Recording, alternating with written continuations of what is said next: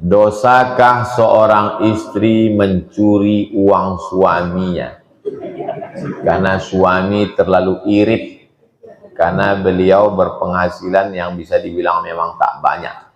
Istri kadang hanya mengambil 2.000 sampai 5.000 untuk cemilan saja. Waktu Nabi sedang duduk di atas bukit Sofa. Ada bukit Sofa, ada bukit Marwah. Waktu Nabi sedang duduk di atas bukit Sofa, datanglah seorang perempuan. Namanya Hindun. Siapa nama perempuan itu? Hindun. Nabi sedang duduk di atas bukit Sofa. Datang Hindun. Peristiwa ini terjadi waktu Fathu Makkah. Pembebasan kota Makkah. Nabi membebaskan Makkah tahun ke-8. Ingat itu.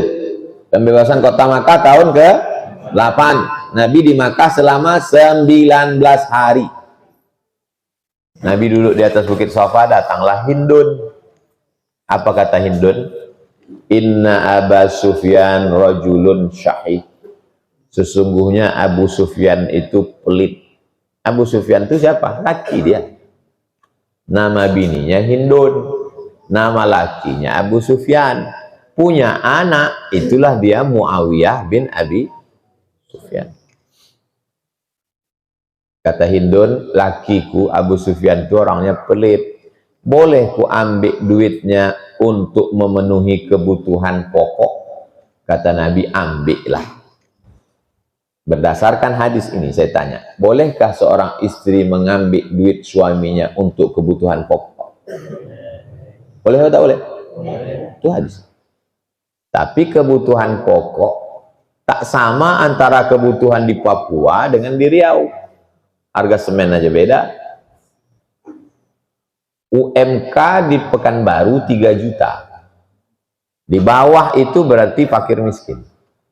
Seandainya ibu dikasih belanja 2 juta, lalu ibu ambil 1 juta, maka itu masih masuk dalam kebutuhan pokok. Tapi kalau diambil 4 juta, maka sudah keluar dari batas kebutuhan pokok. Suami wajib memberi kebutuhan pokok. Kewajiban suami ini 5. Antum sebagai calon-calon suami, 5 kewajiban antum. Yang pertama, mengasih makan. Yang kedua, pakaian. Yang ketiga, tempat tinggal. Yang keempat, pendidikan. Yang kelima, perhatian. Kalau tak antum perhatikan, dia akan mencari perhatian laki tetangga. Makan, pakai, tempat tinggal, pendidikan, perhatian. Sesuai dengan kemampuan suami. Suami yang tak mampu, kalau bilang nih ke bini, Adinda, sebetulnya kebutuhan di Pekanbaru ini 3 juta. Tapi abang pun tak jelas sekarang rezeki ini. Kalau kebetulan laki-laki ini bertuah, dapatnya durian runtuh. Perempuan ini anak orang kaya, anak tunggal, ayahnya mau sakratul maut. Lakinya tadi pula susah melarat. Maka si istri ini boleh membagi zakat ke suaminya. Bang, sebetulnya banyak fakir miskin, tapi yang paling dekat dengan aku kau inilah. Nah, maka untuk zakatku ini kekasih ke kau. Suami tak bisa berzakat ke bini, karena suami wajib memberi nafkah. Tak boleh nafkah itu sendiri zakat, tapi bini boleh. Ini zakatku. Tapi kalau kau macam-macam, ku benamkan kau ke Sungai Siak. Jangan sampai kau beli paket 2 giga asik main Instagram aja. Jelas? Bagaimana hukumnya buang angin ketika sedang dalam wudhu? Dia sedang berwudhu. Iza kumtum ila sholat, kalau kamu mau sholat, faghsilu wujuhakum, basuh muka. Wa aydiakum ilal marafiq, tangan. Wamsahu biru'usikum, kepala. Pas sedang kepala, dipegang kepala, keluar angin ke bawah. Apakah cukup diulang di kepala itu aja, atau mengulang balik dari pangkal? Ulang balik dari pangkal. Karena wudhu ini sepaket. Ulang balik dari awal. Di mana niat wudhu itu niat? Kalau sholat niatnya itu dua mazhab. Mazhab yang pertama, mazhab Syafi'i, di dalam takbir. Aku sholat subuh 2 rakaat jadi makmum fardu karena Allah. Allahu Akbar.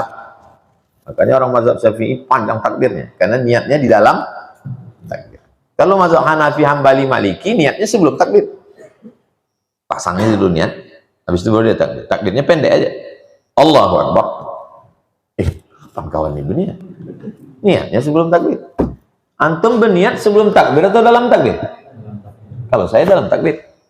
Saya pakai mazhab Syafi'i. Kalau wudhu, niatnya waktu bismillah. Bismillah. Menuangkan air, bismillah. Disitulah letak niat. Nawaitu raf'al hadasil asghari listibahatis salati fardu alayya lillahi ta'ala. Itu bukan niat. Itu melafazkan niat di lidah untuk menguatkan hati. Waktu dituangkan air itu ke tangan di awal, bismillahirrahmanirrahim. Disitulah pasang niat. Ulang balik, karena batal tadi di jalan. Jelas? Pertanyaan ini simple. Tapi kalau tak jelas, batal wudhu, tak sah sembahyang. Dan biasanya memang orang terkentut itu pas mau berwudhu. Sebelum itu tak tahu dia. Kenapa begitu? Bisa jadi kerja setan, bisa jadi memang mindset di kepala kita itu memerintah segini, otak itu memerintahkan keluar kau angin, keluar kau angin, keluar kau angin.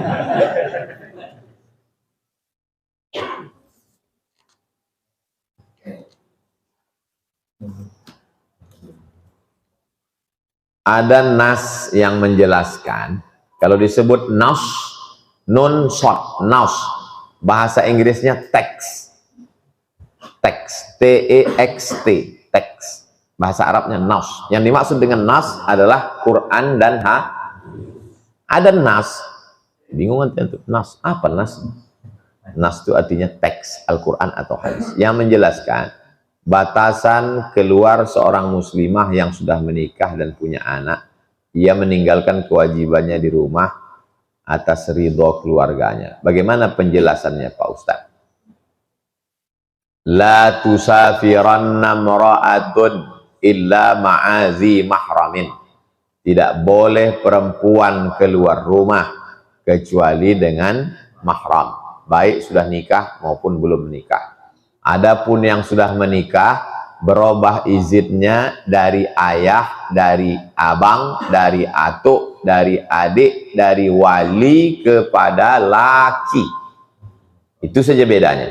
Yang sebelumnya dia minta izin ke walinya. Wali pertama ayah, wali kedua atuk, wali ketiga abang, wali keempat adik laki-laki, wali kelima abang ayah, wali keenam adik ayah. Setelah itu berpindah perwaliannya ke suami, maka dia izin suami. Lau kuntu amiran ahadan ala ayyasjuda ala ahadin, seandainya boleh manusia ini bersujud kepada manusia, maka kuperintahkan istri bersujud pada suami. Bolehkah istri bersujud ke suami? Tak boleh. Seandainya boleh, tapi tak boleh. Kepekerjaannya untuk mukim di suatu tempat, aktivitasnya sebagai relawan. Mukimnya di pesantren, tempatnya insya Allah aman. Istrinya mau jadi relawan di tempat bencana alam. Nanti di sana kami tinggal di pesantren, Bang. Insya Allah aman. Kau pergi sama siapa? Sama orang-orang kawan dinas. Ini udah macam saudara kandung udah. Berawal dari macam, berakhir dengan macam-macam. Pengakuan orang yang bininya berselingkuh, tak boleh sebut nama dan kode etik. Saya mengantar ke airport Pak Ustadz. Saya titipkan ke dia. Tolong jaga istriku ya Pak. Saking kan udah macam keluarganya. Saya ke rumah dia, dia ke rumah saya. Udah macam kami anggap ayah kami, Pak Ustadz. Ke dia pula aku titipkan biniku itu. Macam menitipkan kambing ke serigala lapar. Waktu kau katakan, ku titipkan istriku ya, dia bilang iya, menitik air liur dia menengok bini kau. Kok bisa tak ada cemburu? Perempuan itu bolehkah bekerja di luar rumah? Ada perempuan namanya Asma. Asma membawa makanan kambing, dijunjungnya di kepalanya. Lewat Nabi. Nabi mengantarkan Asma balik ke rumah. Itulah dalil orang yang mengatakan perempuan boleh bekerja beraktivitas di luar rumah dengan syarat dan ketentuan berlaku. Adapun orang yang harga mati tak boleh bininya keluar, tak boleh belanja, mengantar teh manis pun tak boleh. Tak pernah istri saya mengantar teh manis ke tamu. Saya membawa teh manis, saya menuangkan. Kok bisa kalian biarkan bini kalian menuangkan teh, tamu tuh menengok muka bini kalian? Kok tak cemburu kalian? Berarti urat cemburu kalian udah putus. Kalian mengambil dari dapur, kalian tuangkan. Istrinya mana? Kau pula kau tanya bini-bini aku. Bini kau kan tak ada tanya.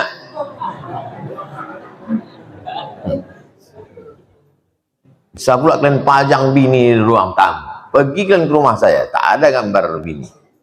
Gambar Masjidil Aqsa. Bisa pula dipajang gambar bini tak bertudung situ. Tengok orang, cantik juga bini kau ya.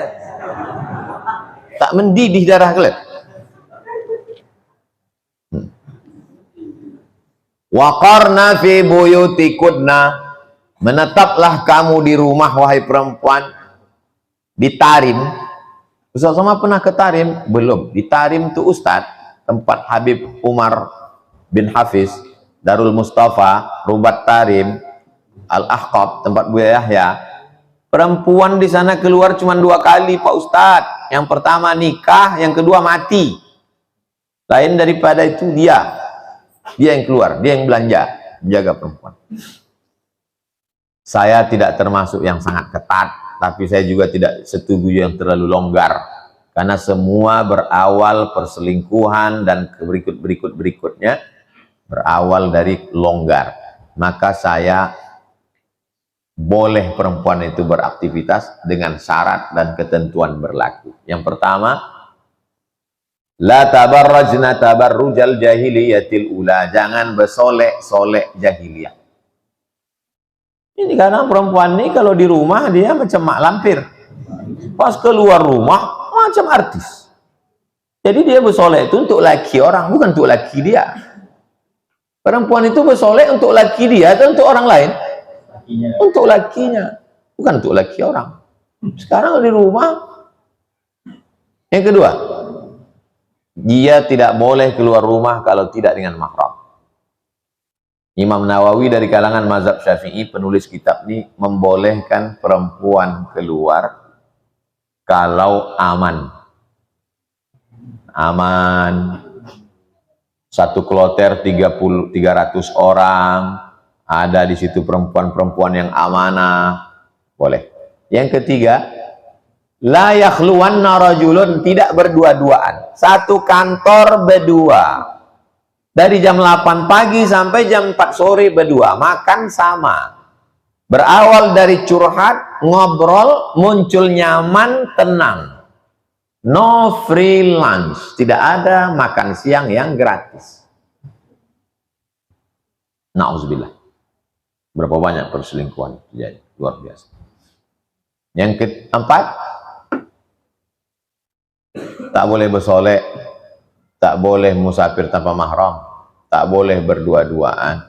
Yang keempat, mesti izin suami. Dan suami itu mengasih izin, memang betul-betul izin. Kasih izinnya bang, kalau tak izin harus nanti. Abang tuh pula ketakutan.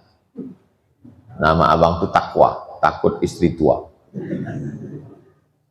Nauzubillah. Jadi kalau cukup syarat, Yang kelima, tidak meninggalkan kewajibannya sebagai seorang istri. Untuk suami sudah, untuk rumah sudah, anak-anak sudah. Bang, ekonomi kita ini sulit, izinkan aku sebentar ada urusan, tapi tetap kujaga kehormatan ini untuk membantu kita supaya jangan sampai kita terlilit utang. Iyalah, abang jangan terlalu cemburu kali, nanti abang cepat mati. Iyalah. Jika suami istri berhubungan, setelah itu dia berwudu dan mandi. Berwudu dan mandi wajib pagi hari. Kalau dia sanggup, dia mandi malam. Kalau dia tak sanggup mandi malam karena mati lampu, karena listrik tak jalan, karena air tak ada, dia berwudu saja sebelum tidur. Besok sebelum azan subuh baru dia mandi. Yang paling afdol mandi, supaya badannya waktu tidur itu bersih. Kalau tak sanggup, tak dingin dan sebab lainnya, maka dia berwudu saja. Wudu pun tak bisa, maka tayamum. Tayamum tak bisa, bekerja kok bisa. Nah, jelas? Jika suami istri berhubungan, tiba-tiba istrinya menstruasi, la taqrabuhunna hatta yathur, jangan kamu dekati perempuan itu kecuali dia sudah suci. Dia berhubungan maaf cakap dalam keadaan suci, maka hukumnya ibadah. Lalu kemudian setelah itu datang menstruasi istrinya, dia tak tahu bahwa hari itu datang, maka dia berhenti, yang enggak diteruskannya, karena sudah datang larangan, tak boleh melakukan hubungan kelamin. Dan secara medis, penyakit yang diakibatkan dari darah menstruasi sangat fatal. Saya tak bicara medis. Nanti kalau saya bicarakan medis ini, dokter pun terheran-heran. Begitulah hebatnya ajaran agama Islam. Tak boleh berhubungan. Saya tak tahan 7 hari Pak Ustadz. Menunggukan 7 hari naik ke ubun-ubun. Itulah maka disyariatkan namanya emergency door. Kita kalau naik pesawat, kata pramugari, all of our passenger, semua penumpang kita naik dari pintu kanan dan tapi kalau nanti ada darurat tingkat tinggi, maka dibuka pintu emergency door. Poligan. Dia kecepatannya 300 tenaga kuda. Tak sanggup. Jangankan menengok perempuan, mendengar suara bencong pun benaksu ya. Kata ada solusi lain. Maka dosen kami dulu, bininya meminangkan dia. Bininya itu meminangkan.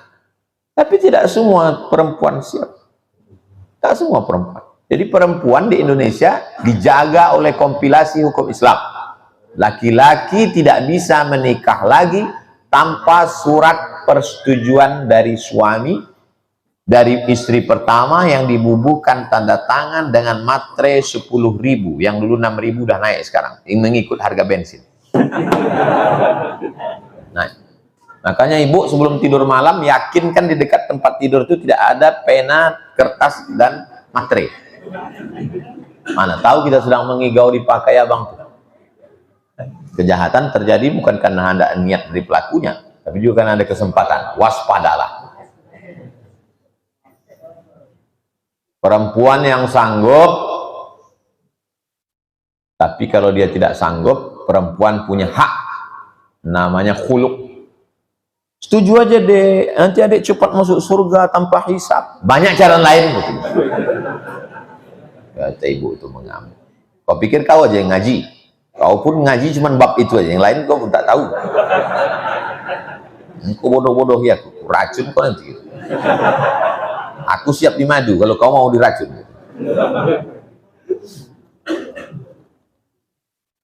Orang koma wajib tak sholat? Tak wajib. Kenapa tak wajib? Karena syarat sholat itu adalah baligh berakal. Hanya saja ikhtilaf tentang apakah dia qadha atau tidak. Sebagian mazhab qadha. Jadi kalau antum koma jam 4 subuh tadi, sadarnya nanti jam 8 malam, berarti subuh, zuhur, asar, maghrib di qadha. Isya tak di qadha, karena jam 8 malam masih ada waktu isya. Koma itu belum titik lagi. Kalau udah titik, qaid, ji'un. Kenapa dia tak wajib? Kalau tak sanggup berdiri, sholat nih duduk di kursi. Kalau tak sanggup duduk, kepala ke utara, kaki ke selatan, miring ke arah kiblat. Miringkan tempat tidur di rumah sakit, ruang ICU. Makanya kalau rumah sakit Islam, ada pembimbing ibadah, kepalanya di utara ya, kaki di selatan, miringkan ya. Kalau tak bisa miring, telentang. Pakai isyarat kelopak mata. Allahu Akbar, Allahu Akbar, Allahu Akbar, Allahu Akbar. Tidak ada alasan tak sembahyang. Selagi dia sadar. Kalau udah tak sadar, koma dia jam 1, koma.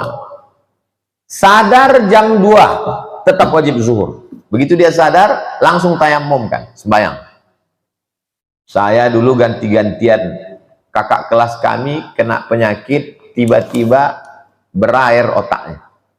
Otak ini berair. Datang kami menjenguk, ditanyanya saya, kau siapa? Menangis saya sejadi-jadinya, karena dialah yang ngurus saya kuliah dulu. Dia yang membantu, dia yang membelikan buku. Tiba-tiba ditanya, kau siapa? Berair otak, takdir.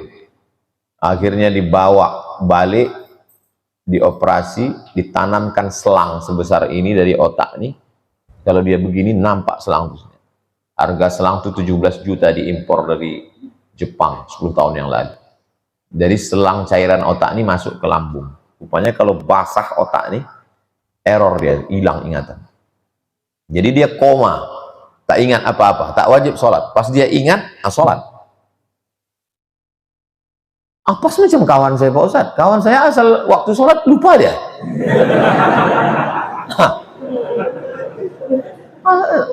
Itu kawan kau tuh, itulah. Bukan cuma kawan Ustadz yang begitu. Dia kan tak sadar Pak Ustadz, tapi dia kan hidup. Syarat sholat itu baligh berakal. Makanya orang gila tak sembahyang. Rufi al-qalam an salasatin. Pena ini tak mencatat, tak dicatat amalnya. Pertama, anis sobi hatta yahtalim, anak kecil sampai akil balik. Anil naim hatta yastayqiz, orang tidur sampai bangun. Anil majnun hatta yafiq, orang gila sampai sembuh. Jadi kalau mau tak sembahyang, pilihlah antara tiga ini. Jelas? Bagaimana menghadapi ketika difitnah dan yang memfitnah malah merasa terzolimi? Saya difitnah orang, dipostingnya gambar saya di FB, otak-atiknya muka saya ini, saya BAP ke Polda. Saya datang ke Polda, pasal pencemaran nama baik. Kata orang Polda, nanti Bapak Ustadz kalau melapor ini jadwal ceramah gimana? Dipanggil ke persidangan. Saya siap, jadwal ceramah kita pending. 2 kali saya datang ke kejaksaan. Datang saya pertama, dia tak datang. Pas saya tanya, kemana dia Pak? Mencret. Datang yang kedua, begitu juga. 2 kali saya datang, saya batalkan ceramah 2 kali, udah berhenti. Untuk yang sekitar Pekanbaru. Untuk yang nasional, saya tak perkarakan. Karena saya tahu dia tak akan ditangkap. Jadi kita tak boleh diam. Antum kalau dia niaya orang, diajak orang, jangan diam. Jadi ada namanya tes psikologi. Ada orang didudukkan di atas pentas, dibuat 3 grup naik ke atas. Namanya tes psikologi. Grup yang pertama memuji. Oh, cantiknya, gantengnya. Grup yang kedua mulai megang-megang. Oh, grup yang ketiga mulai menjambak, menari. Rupanya kita kalau tak bersikap, kecenderungan manusia akan menginjak-injak kita. Itulah maka dalam Islam tidak hanya sekedar ada akhlak, maaf, ridho, tawakal, ikhlas, tapi dalam Islam juga ada hukum. An-nafsu bin nafsi, dihilangkannya nyawa kau, hilangkan pula nyawa dia. Al-ainu bil aini, dicucuknya mata kau, cucuk pula biji mata dia. As-sinnu bis sinni, dipatahkannya gigi kau, patahkan pula gigi dia. Al-juruh qisas, dilukainya kau, lukai juga dia. Tapi ayat itu jangan potong, ada sambungannya. Faman afa wa aslaha, siapa yang mau memaafkan dan berdamai, fa ajruhu 'ala Allah, Allah berikan balasan. Jadi keseimbangan antara hukum dan akhlak. Inti ajaran Islam itu 3. Pertama akidah, kedua hukum syariah, ketiga akhlak. Itulah yang terkandung dalam hadis iman, Islam, dan ihsan. Hadis Jibril alaihissalam. Kitab tafsir yang tidak ada Israiliyatnya Pak Ustadz. Tafsir paling bersih, tafsir Abu Ja'far Ibnu Jarir At-Tabari, semeter, 24 jilid. Tapi sanadnya terlalu panjang. Dari Imam Abu Ja'far Ibnu Jarir At-Tabari ke Imam Ad-Dhahhak, Imam Mujahid, Imam Ikrimah, ke Ibnu Abbas, ke Nabi. Hingga orang bosan baca, sanadnya panjang sekali. Dipotong sanadnya, dibuang sebagian sanadnya, itulah dia tafsir Al-Quranil Azim, Imam Abul Fida Ismail Ibnu Katsir. Kalau antum mau panjang, tafsir bil maksur. Kalau tafsir bil ra'i, tafsir dengan akal, yang paling besar namanya tafsir Mafatih Al-Ghaib, kunci-kunci gaib, atau disebut juga dengan tafsir Al-Kabir. Kenapa kabir? Karena dia tafsir paling besar. Penulisnya Imam Fakhruddin Ar-Razi, meninggal 606 Hijrah. Kalau tafsir untuk yang pemula, tafsir Jalalain. Jalaluddin Al-Mahalli, Jalaluddin As-Suyuti, meninggal tahun 911. Sama jumlah banyak tafsirnya dengan ayatnya. Sudah dihitung ulama Yaman. Tafsir Jalalain. Kalau yang modern, Pak Ustadz, tafsir Al-Muntakhab, tafsir pilihan. Disusun ulama-ulama Al-Azhar Mesir. Jadi dari awal tafsir Jalalain, tafsir Al-Muntakhab. Tafsir yang digabungkan dari beberapa tafsir, tafsir Syekh Dr. Ali As-Sabuni. Tafsir Safwatut Tafasir. Pilihan kombinasi dari beberapa tafsir. Syekh Sabuni baru saja meninggal, ulama Damaskus, Suriah. Saya mau tafsir yang sastra Pak Ustadz. Tafsir sastra yang zaman dulu, tafsir Al-Kasyaf, Imam Zamakhsyari. Cuman akidahnya bukan ahlu sunnah, dia Mu'tazilah, tapi balaghahnya bagus. Kalau yang modern Pak Ustadz, Fi Zilalil Quran, Said Qutb. Kalau tafsir yang simple, sistematis, modern, tafsir Al-Munir, penulis kitab Al-Fiqhul Islami wa Adillatuh, Syekh Wahbah Zuhaili.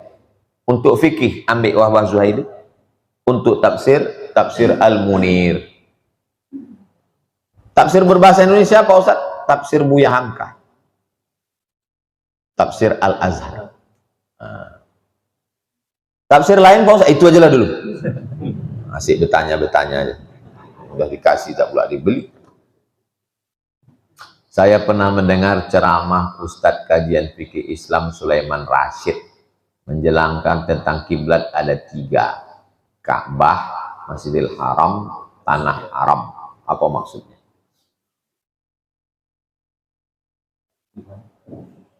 Ini tanah haram. Tanah haram. Ini tanah haram. Panjangnya 42 km. Dari Padang Arafah ke Ka'bah 20, dari Ka'bah ke Hudaybiyah 22. Jadi panjangnya 42 km. Ini tanah haram. Jadi kalau kita sholat dari Indonesia, asal kena tanah haram nih sah. Allahu Akbar. Kena ujung segitu. Sah. Bagi yang berada di tanah haram, maka kiblatnya mesti kena Masjidil Haram. Masjidil Haram berada di dalam tanah haram. Jadi kalau antum berada di tanah haram nih, asal kena ujung Masjidil Haram, sah. Bagi yang berada di dalam Masjidil Haram, maka kiblatnya adalah Ka'bah. Karena untuk menempatkan betul ke Ka'bah, antum dari limbo panjang nih, zikir aja bergeser. Maka bunyi ayatnya, fawalli wajhaka syatral masjidil. Ka'bah berada di dalam Masjidil Haram, Masjidil Haram berada di dalam tanah haram. Jadi kita yang dari luar ini asal kena tanah haram, yang berada di dalam tanah haram asal kena Masjidil Haram. Yang berada di dalam Masjidil Haram mesti yakin dia bahwa mengarah ke Ka'bah. Di dalam Masjidil Haram pun tak kena Ka'bah. Parah betul lah kau. Dalam Masjidil Haram tinggal membukakan biji mata, kan apa sih? Dalam Masjidil Haram pun tak kena juga Ka'bah. Kok bisa tak kena? Di dalam Masjidil Haram pun sempat dia pula bertanya ke kawan, apa kata? Suraunya mana ya? Bayangan dia mesti ada kubahnya. Sampai di Masjidil Haram itu tengoknya tak beratap. Mana? Di mana kita sholat gitu? Jelas tentang 3 kiblat tadi? Jelas? Nah, itulah dia penjelasan tentang 3 kiblat. Kiblat mata ke tempat sujud. Mazhab Syafi'i. Kalau mazhab Maliki tidak. Mazhab Maliki kiblat mata ke depan. Karena bunyi wajahnya, bunyi ayatnya, fawalli wajhaka syatral Masjidil Haram. Hadapkanlah wajahmu ke Masjidil Haram. Bukan wajah ke bawah kata dia. Kalau ke bawah gila. Makanya kalau ada orang tengok ada orang sholat gini, 2 kemungkinan, mazhab Maliki atau latah. Maka dalam mazhab Maliki makruh menulis dinding pakai kaligrafi. Kenapa? Karena dalam mazhab Maliki muka itu menghadap ke dinding. Kalau nampak tertulis dinding, ditulis. Oh, Ustadz Mu'tamar menulis kaligrafi ini. Dalam mazhab Syafi'i, kiblat mata ke tempat sujud. Kiblat dada ke Masjidil Haram. Fawalli wajhaka maksudnya dadanya ke arah Masjidil Haram. Kiblat hati kepada Allah. 3 kiblat. Kiblat mata, kiblat dada, kiblat hati. Jelas? Itulah kaji kita subuh ini. Majtama'a qaumun, sekelompok orang berkumpul. Yatsluna kitab Allah, membaca ayat-ayat. Wa yatadarasunahu fima bainahum, mengkaji isi. Berkumpul, membaca ayat, mengkaji isi. Allah balas 4. Nazalat alaihimus sakinah, hati tenang. Wasyat bihimur rahmah, diliputi rahmat. Hafat bihimul malaikah, dikelilingi malaikat. Wa dzakarahumullahu fiman indah, dibanggakan Allah kepada para malaikat. Itulah mengapa kalau antum ditanya orang, kenapa habis pengajian berdoa? Karena 4 tadi. Bagaimana hukumnya pejabat yang selalu menang sendiri dan selalu menyalahkan anak buahnya? Ini bukan pertanyaan, ini balas dendam. Ini sakit hati dia. Kemana caranya biar supaya Ustaz Somad menghantam pemimpin dunia? Buat lu pertanyaan. Itu pula masalahnya. Dia bertanya sama Ustaz yang paham pula kan. Nabi berkirim surat kepada Raja Romawi, namanya Heraklius, Herkal. Apa kata Nabi? Aslim taslam. Kalau kau masuk Islam, kau selamat. Falaka ajrani, kau dapat 2 pahala. Kalau engkau baik, rakyatmu semuanya selamat dan kau dapat 2 pahala. Itulah enaknya jadi pemimpin. Karena kalau dia baik, rakyatnya baik, dia dapat 2 pahala. Tapi kalau kau tidak baik, falaka dzambul arisiyin, semua dosa anak-anak buahmu kau ikut menanggungnya. Oleh sebab itu maka yang paling pertama dapat naungan di akhirat nanti, sab'atun yuzilluhumullah, 7 golongan dapat naungan Allah. Saat itu naungan tak ada, panas terik, tak ada atap. Di antara yang dapat naungan yang pertama bukan ustaz, yang pertama bukan ulama, yang pertama al-imamul adil, pemimpin yang adil. Tapi negara kita negara demokrasi. Kalau ada pemimpin-pemimpin kita yang zalim, yang menyalahkan orang, kita bisa lapor ke atas. Ada laporan bapak-bapak pegawai kepala dinas lapor ke Pak Wali Kota, Pak Wali Kota ada laporan ke atas, ada atasan, ada BPK, ada Inspektorat Jenderal, ada macam bapak-bapak polisi, tentara lapor ke Propam, ada atasan yang bisa kita laporkan. Kalau takut kirim surat kaleng. Jangan fitnah. In ja'akum fasiqun binaba'in, kalau datang orang bawa berita palsu fatabayyanu, klarifikasi. Nah, salah tak selesai dengan ditulis di wall Facebook, tapi harus diselesaikan. Wa amruhum syura bainahum, diselesaikan dengan musyawarah. Seorang laki-laki pakai emas dalam solatnya, apakah solatnya sah? Emas itu bukan babi, kecuali dia membawa rantai babi baru Arab. Emas tidak. Emas kalau dipegang wudhu kita tak batal, solat kita pun tak batal. Tapi Nabi mengharamkan pakai emas. Ini mesti dipahami. Emas kalau kita masukkan ke kantong, dibawa solat, Allahu Akbar, solat sah. Tapi memakai cincin emas haram. Bapak-bapak yang pakai cincin emas buka sekarang juga. Tak ada gunanya pengajian. Tak ada guna pengajian. Nantilah mubazir mengaji. Bapak-bapak yang sekarang pakai cincin emas buka sekarang juga. Tak perlu tunjukkan, pelan-pelan aja dari bawah. Buka masuk. Balik dari sini jual. Kalau batunya sayang simpan. Mana tahu batunya zamrud, kecubung, permata, intan, simpan. Ambil batunya, ikatkan dengan perak. Cincin saya emas putih Pak Ustadz. Emas putih itu emas. Emas putih itu emasnya 80, nikelnya 5. Emas putih itu emasnya 80%, nikelnya 5%, peraknya 18%, peraknya 15%. Maka warnanya putih, tapi dia emas juga. Jadi kalau mau buat cincin perak saja. Ini cincin perak. Batunya zamrud asli. Mereknya Casio orang. Tak pernah saya beli. Kalau sempatlah saya beli sekian puluh juta, lalu kemudian anak yatim tak sekolah, neraka jahanam tempat saya. Bisa pula anak yatim tak sekolah, cincin kita 30 juta. Pak, minta makan Pak, belum makan pagi, kata anak yatim di lampu merah. Kita mau. Nauzubillah. Oleh sebab itu maka yang punya cincin emas, wahai Imam Syafi'i, kenapa laki-laki Islam tak boleh pakai cincin emas? Apa kata Imam Syafi'i? Robek hati orang miskin menengok cincin emas.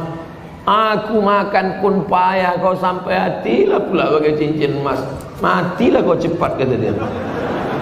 Hancur hati dia. Itu alasan ulama dulu. Tapi rupanya sekarang setelah ditemukan emas itu ada molekul-molekul kecil masuk ke dalam pori-pori, masuk ke dalam darah, masuk ke dalam jantung, menyebabkan penyakit Alzheimer, penyakit tua sebelum masanya, penyakit lemah, tak bertenaga. Banyak orang barat yang sudah kena, pokoknya emas. Lalu kami yang perempuan Pak Ustaz, yang perempuan dia masuk ke dalam, keluar lagi melalui darah menstruasi haid. Makanya kalau ada bapak yang haid, pakailah.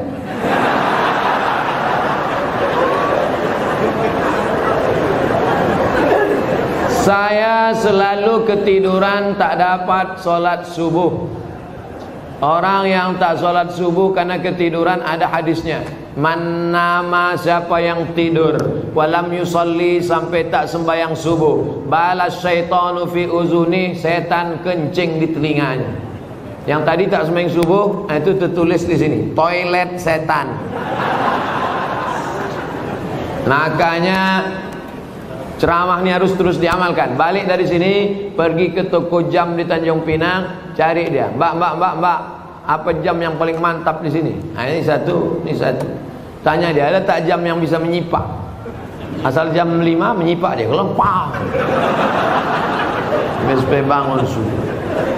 Ibu-ibu yang membangunkan lakinya, Rahimallahu mra'atan, Allah mencurahkan rahmat pada laki-laki, aiqadha ahlahu, yang membangunkan istrinya untuk salat subuh. Bangun mama, mama bangun.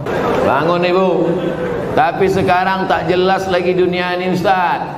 Entah siapa yang membangunkan, entah siapa yang dibangunkan. Ibu tu pula yang membawa air setimba. Bang, bangun bang, bangun bang. Yang aslinya kalianlah laki-laki yang membangunkan perempuan. Tak satu dua perempuan mengadu melapor, Ustaz, kusangka dulu kalau nikah sama dia aku bahagia. Dia PNS golongan 4A, gajinya banyak, tunjangannya hebat, rumahnya besar, mobilnya mewah. Ternyata setelah nikah sama dia menderita, Ustaz, macam tidur sama babi hutan. Walaupun hidup 1000 tahun, kalau tak sembayang apa gunanya? Walaupun hidup 1000 tahun, kalau tak sembayang apa gunanya? Besok pagi masak sarapan, ibu nyanyikan lagu itu. Walaupun hidup 1000 tahun, sambil ngacau teh. Walaupun hidup. Kau nyindir aku ya? Lah, aku tak ada nyindir. Aku tak ada nyindir. Ini lagu Ustaz Somad semalam waktu di masjid.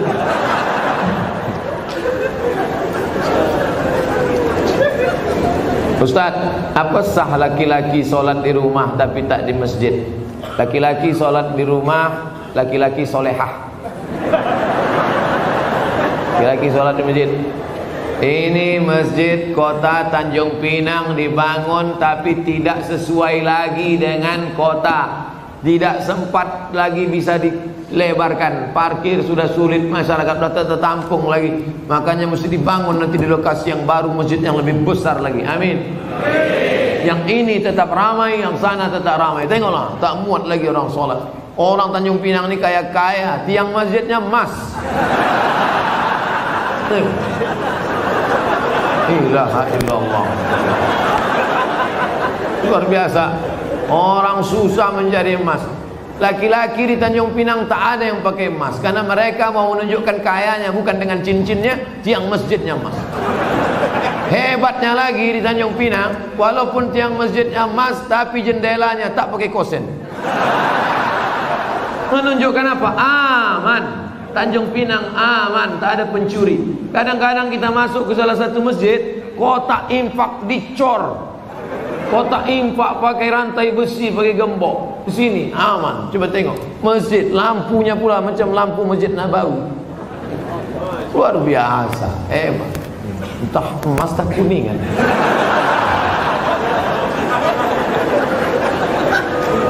Apa maksud saya? Nikmat yang sudah besar ini maka dibalas dengan sholat berjamaah. Tapi rasanya mengajak orang Tanjung Pinang sholat berjamaah mubazir. Karena sholat berjamaah di Tanjung Pinang, coba tengok, melimpah ruah sampai tak muat keluar-luar. Tengok, itu yang di luar-luar yang berdiri itu juga dapat pahala sholat berjamaah. Kalau sholat, enggak sholat mana mau dapat? Layan tayanna, mereka yang tak datang ke masjid, jangan ulangi lagi. Yang sholat di kantor, yang sholat di rumah, yang sholat di kamar, jangan ulangi lagi, kata Nabi. Kalau kalian tetap sholat di rumah, la uharriqanna alaihim buyutahum, ku bakar rumah mereka. Nabi yang bilang, kalau kalian sholat di rumah, ku bakar rumah mereka. Kalau hidup Nabi sekarang bertambah hotspot titik api. Saking banyaknya rumah yang dibakar Nabi, berasap lagi. Ustaz janganlah sebut-sebut asap. Asap Tanjung Pinang ini kan dari kampung Ustaz juga. Saya tahu, ku tahu apa yang ada dalam hati. Sebelumnya dari malam saya niat sholat subuh, tapi saya bangunnya jam 6 pagi waktu setempat. Apakah masih boleh sholat? Ini bukan menanya, menawar ini.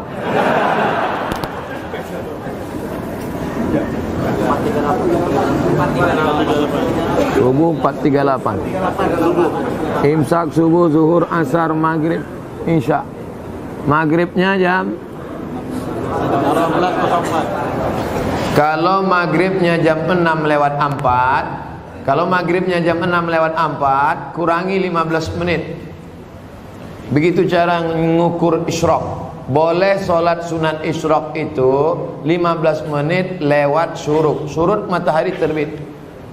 Syuruk matahari terbit. Jadi kalau begitu, syuruk matahari terbit di Tanjung Pinang jam 5.50.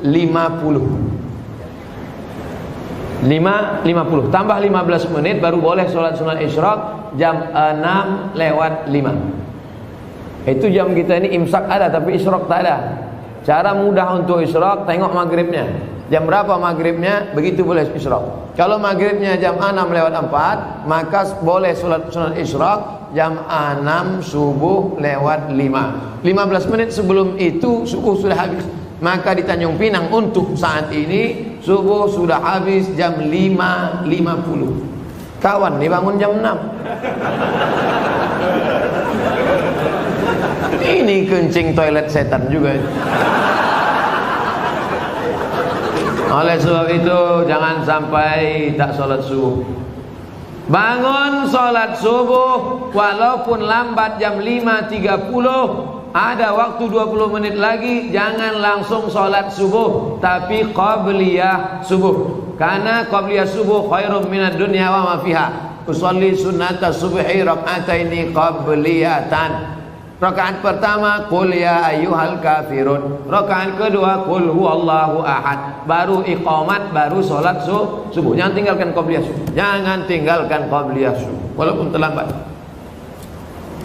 Apakah ambil zakat menunggu orang minta zakat atau mencari yang wajib zakat menerima zakat? Khuz, ambil. Ambil zakat, khuz, ambil. Bukan, hai orang beriman, berzakatlah. Yang mau zakat silakan, yang enggak mau enggak apa-apa. Bukan begitu bunyi ayatnya. Khudz, ambil. Makanya yang punya jabatan kekuasaan buatkan perda, peraturan daerah, bayar zakat. PNS, ASN, perusahaan, BUMN bayar zakat ke Basnas. Yang tak mau bayar zakat teken materi 6.000, siap dipindahkan ke sejauh mata memandang.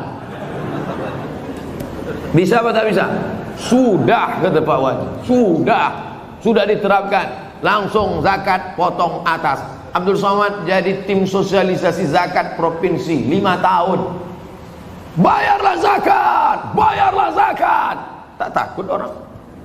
Tak ada jabatan, tak ada kekuasaan. Tapi begitu bupati tanda tangan, perda bayar zakat langsung 10 miliar. Selama saya ceramah, yang paling besar zakatnya Aceh Barat, Meulabu, 15 miliar kabupaten. 15 M. Pas saya ceramah sana, saya tak tahu. Saya pun ceramah. Di kampung saya di Riau, ada kabupaten 10 miliar. Mereka senyum-senyum. Pas makan, berapa tadi Ustaz? 10 saya bilang. Kami 15 katanya. Dalam hati saya Abdul Somad akan datang kalau mau ceramah tanya dulu. Pastikan kita lebih besar. Maka saya ingat betul itu. Mau labuh itu 15 M dulu 4 tahun yang lalu. Sekarang lebih besar lagi.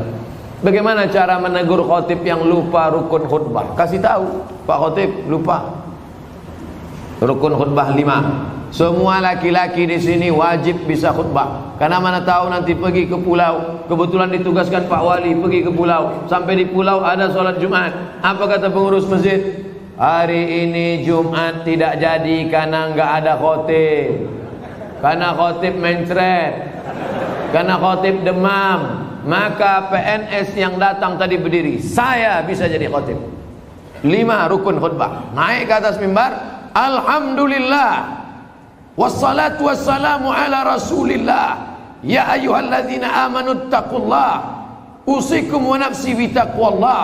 Allahumma fil muslimina wal muslimat. Duduk. Habis itu tegak lagi. Alhamdulillah. Allahumma salli ala sayyidina Muhammad. Ya ayyuhalladzina amanu taqullah. Usikum wa nafsi bitaqwallah. Allahumma fil muslimina wal muslimat. Dah, umat. Rukun khutbah cuma 5. Alhamdulillah, solawat, ayat, wasiat takwa, doa. Alhamdulillah, solawat, ayat, wasiat takwa, doa. Selesai sholat, Bapak dari mana? PNS Tanjung Pinang. Kok pendek kali rukunnya? Aku masih syukur bisa, kau tak bisa lagi.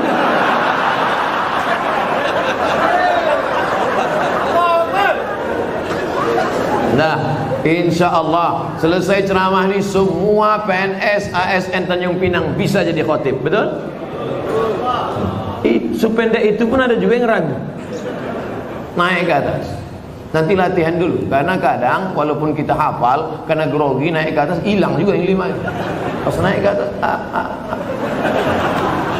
latihan. Alhamdulillah, wassalatu wassalamu ala rasulillah. Ya ayyuhalladzina amanu taqullah, usikum wa nafsi bi taqwallah. Allahumma ighfir lil muslimina wal muslimat. Duduk, karena khutbah mesti 2, besok naik lagi. Alhamdulillah, diulang balik, jangan pula naik lagi sama macam tadi. Apa pendapat Ustaz tentang filem The Santri yang tidak mencerminkan kehidupan pesantren yang sebenarnya dan disutradarai oleh Livi Zeng yang kontroversi itu? Kalian mancing-mancing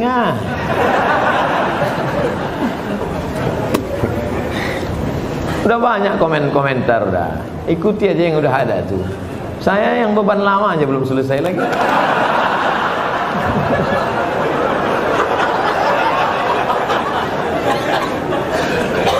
Haram hukumnya masuk ke rumah ibadah orang lain. Haram. Saya tak nonton film ini sampai habis, baru menengok trailernya. Tapi di dalam itu yang bisa saya komentari, pertama masuk ke rumah ibadah, karena Nabi tak mau masuk ke dalam tempat fihi surah wat tamathil, kalau di dalam itu ada patung berhala. Maka dalam Islam mazhab Syafi'i mengharamkan masuk ke dalam rumah ibadah di dalamnya ada berhala. Mazhab Syafi'i. Kita pakai mazhab apa? Mazhab Syafi'i. 2. Tentang masalah laki-laki perempuan berdua-duaan tak mahram. Anak-anak.